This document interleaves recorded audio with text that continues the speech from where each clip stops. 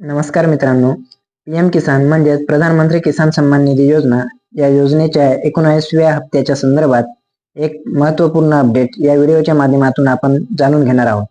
ये किसान सम्मान निधि जो छोटे किसानों के लिए वरदान सिद्ध हुई है, वो किसानों के खाते में डालने के लिए 24 फरवरी को प्रधानमंत्री जी का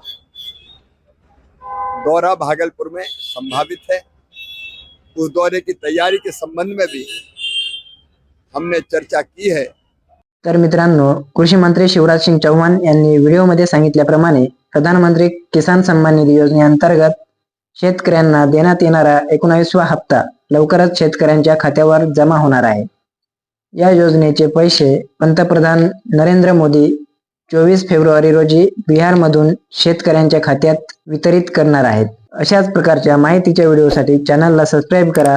व्हिडिओ आवडला असेल तर लाईक करा, शेअर करा। धन्यवाद।